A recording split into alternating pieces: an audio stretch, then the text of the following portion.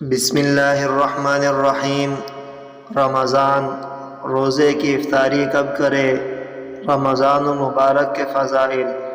حضرت عمر رضی اللہ عنہ بیان کرتے ہیں، رسول اللہ صلی اللہ بسم اللہ الرحمن الرحیم۔ رمضان، روزے کی افطاری کب کرے؟ رمضان المبارک کے فضائل۔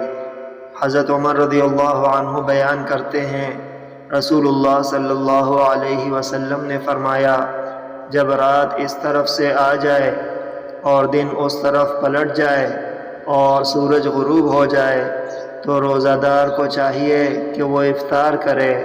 متفق علیہ۔